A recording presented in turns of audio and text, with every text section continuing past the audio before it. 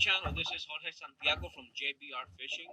I'm bringing you a video today about something that's been a common issue with the high technology with these new graphs that have been coming out, like the Humminbird Helix, the Lowrance HDS.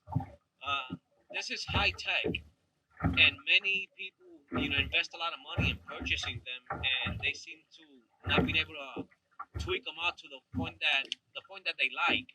So right now, I find myself in Still Hollow Reservoir over here in Texas, and I've been asked many questions. What did I do in reference to tweaking out my graphs? Right now I have the Humminbird Helix 8, chirp, GPS, side imaging, Mega, and so I did a lot of research online, and unfortunately I couldn't find one spot, one location that I could actually help get it tweaked out the way that I like it. So many people advised me to hire somebody. They know somebody, so I did. I took their advice and I hired somebody. And unfortunately, many professionals that do this for a living, help you with the graphs and all that. They still like the old way of doing things with 455 hertz. So I brought him onto this lake, and he helped me, and we spent a whole 4 hours driving around, getting them set and everything. And he took me back he took me away from the Mega Spectrum. I invested almost $1,400 on this graph, another $1,200 on the graph on the front, and I went high technology, Mega imaging, so I could have the advantage of that. And he took me to a whole different spectrum that he took me back in time, and that's not what I invested my money in. So in order for me to help you get where you need to, I did some more research, and a little bit here and a little bit there, until I got them exactly the way that I like them. And I want to share my settings with you. That way you could at least have a base point. Because every lake that you're in, you're gonna have to make some adjustments. Texas many lakes in Texas are hard bottomed, and a lot of grass, a lot of vegetation. So it's gonna be different for me than what it is for a lake in Oklahoma, in Alabama, in upstate New York, in the Great Lakes. Definitely is gonna be very different. So you are gonna have to make some adjustments. But I'm gonna give you something that's gonna help you out at least. Where I'm at in Texas or down south, where maybe lower Alabama and whatnot. That way it could help you out, maybe Florida. Okay. Keep in mind that this is Texas, and there's a lot of hard bottom, and they're very clear. In a very good day, you could actually see 20 feet deep. Many lakes you can't see that deep. I like to fish where 3 feet deep, 3 feet visibility. Okay. So what I'm gonna do now is that I'm gonna help you out, and I'm gonna share my settings with you. Okay, so I'm gonna give you the side imaging, and I'm gonna give you down imaging, and I do a lot of video game fishing. So I'm gonna help you set up your graph, and at least the Humminbird, so that you can actually do some video game fishing. That you can actually see your lure in the bottom of the water, under the water, and as you move it and twitch it, you'll be able to see the reactions and see the fish come up at it. Okay. Okay, so here's my graph. You have the depth is 8.5 feet. Okay, the water temperature is 55. You can see the time there. So right now at the menu button, I'm gonna hit menu one time, and right there you're gonna see the sensitivity and contrast and all that stuff in there. Okay, so right now you see the sensitivity. I have it at 14. Okay. You could go a little bit higher, you could go a little bit lower, it depends, but I have it at 14, and that's where I like it at.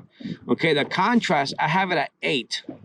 Okay, my range, you could have it at auto, you could have it at auto brings you all the way out to over 100 feet. Yeah, I don't need that. I don't cast 100 feet. I don't cast 140 feet. So I'm putting it at 1 cast to the shore. So that's pretty much 85 feet. Okay, my side imaging, I got both sides. Okay, my chart speed, I have it at 5. My palette, my color palette, I have it at 4. This is it's a little bit darker than the amber that Lowrance uses. It's like a brown. Okay, if you want, I could show you the color palette. This too bright. That's similar. That's supposed to be similar to the color that the Lowrance has. That's blue. And Lowrance, I used to like using blue, but on this one, I like number 4 because it gives me a nice soft brownish color. Okay, my dynamic contrast is going to be off, and of course my iPilot controls, they're off. I don't need them here. Okay, so that is what I have for my settings on my side imaging.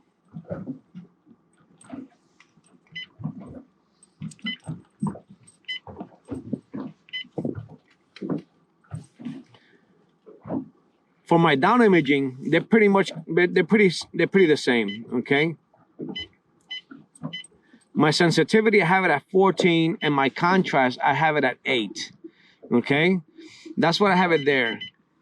My color palette, I have everything the same. It pretty much mimics my side imaging. There's no, you know, if it works sideways, then it'll work downwards as well. Some people do have it a little bit different. They use a different color palette. They'll use 2. I don't need 2. You know, I see very well with 4. I like that one. Okay.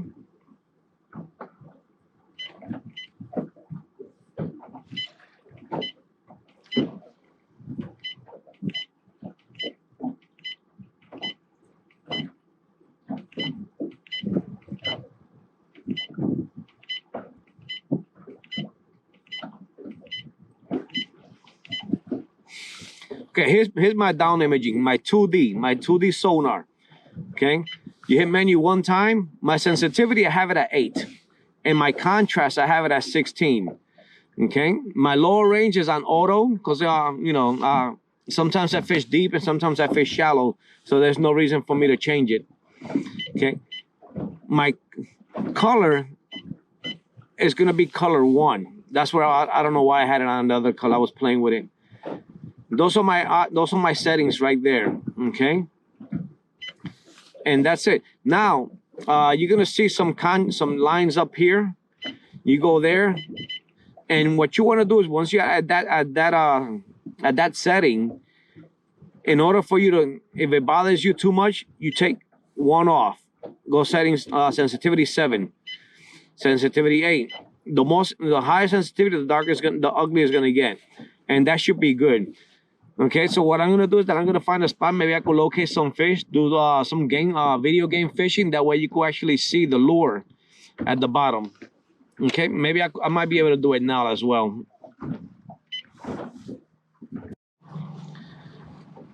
Okay, so what I want you to see here is with the settings that I did on my side imaging. See, I marked the waypoint where there's a big log that I know, as I catch fish at that log. That's a good point that over here in the Steelhouse many people know about. So I'm gonna try and get to that waypoint, and you're gonna see on my side imaging how does it look. I'm pretty sure you could tell by now. You see all the sticks and all the twigs and everything around. There we go. You might be able to see it now as soon as I come up on it.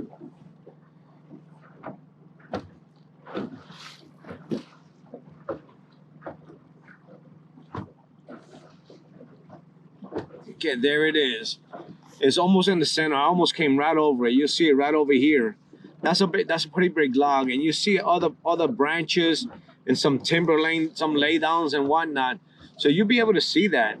Matter of fact, you see, that's the tree that I was telling you about right there. So you could see it. I went right over. I split it right through the middle. So this is how my settings actually look. And this is 11 feet of water, 8 feet of water. And of course, you'll see, you know, that's from the transducer. The transducer is a good 3.5 feet below the bow. So it's actually a little bit more. So that's what you see here. Okay, with the down imaging, it's pretty much the same. It's the same setting, so you'll be able to see almost the same thing. Let me see if I can set this up over here so you can see this down imaging and the map. Okay, here's 2D.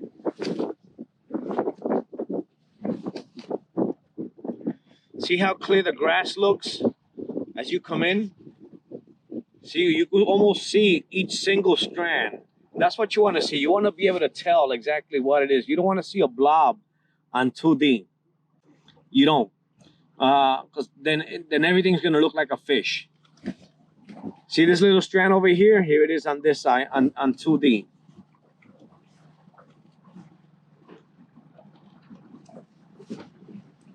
Takes a little hump.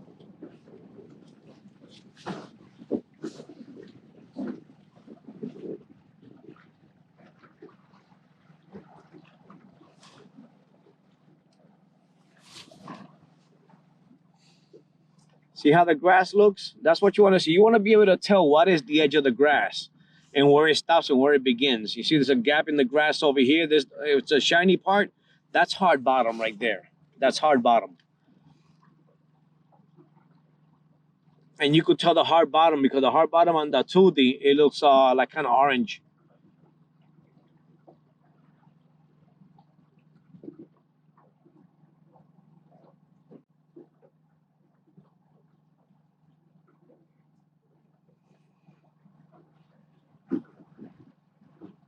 Yeah, that's the way that I have my graph set up. I'm hoping that, you know, with this little bit of information that I share with you is going to help you out, at least help you find a good starting point where you could set up your graphs and, you know, go from there. You know, keep in mind that my graphs are set up to the way that I see things. You know, I use glasses. I may need a little bit more contrast than what you need, or I may need a little more sensitivity or less sensitivity. So, you know, at least that puts you in a good spot that you could start and tweak it from there. You know, people always want go to this person, go to that person. Hopefully this video helps you out. You know, I did a lot of research. I scrolled through YouTube videos like crazy, and I could never find one that gave me the best settings or at least come close to where I have them now. I went through I started following pros, like, you know, from the Elite Tour, from the Major League Fishing, and try to see what settings they had, because that's who you revert to. You know, high pros that make a living doing it. But then again, keep in mind that they make a living doing it. They're not gonna share their knowledge to a point that any other angler that competes against them is gonna be able to use it and beat them with their own, you know, with their own settings. Then they're not. So they'll give you some information, some little nuggets here and there, and it's up to you to, you know, compare that and try it out. If it works for you, it works for you. If it doesn't work for you, it doesn't work for you. You know, it's like you watch YouTube videos on golf swings, you know, or you read a magazine about golf. You know, they always have something to publish. They're gonna publish something about something. But then again, that might not work for you. It might work for somebody, but it might not be what you need. So you just can make sure that you actually do what you have to do your due diligence, and go out into the water. There's no place to set up like in the water. You know, I could have done this video and share the settings, but you wouldn't be able to see anything on the graphs. So you're looking at the hard bottom right now.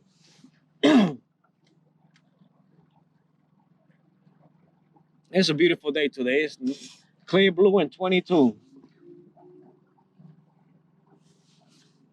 And of course, you know that Texas is the giant bass capital of the world.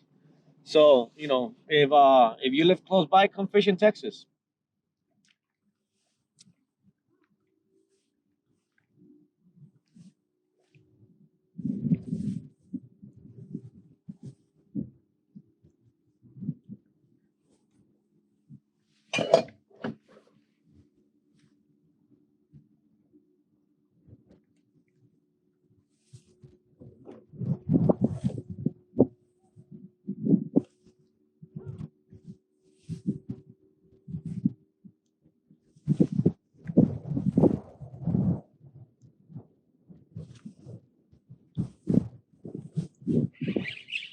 You got it? Yes, sir. Yes, ma'am. Look at this one. A big one. A big one, baby. Okay, yay! Oh my God, my rat is so lucky. Super, super big. Look at that. Oh, yes. Come over here, you big baby. Come on. Look at this. With my wife's brand new rod that I built. Wait, Max. Wait. Wait, Max. You cannot have the fish. No, Max, no. Oh, wow. I got it right on the top, too. Oh, come on. Come here, Max. You cannot have the fish. are huge. With a Ned rig. You want to hold them? No. No. Yes, Max. Eat, Max. You licking him?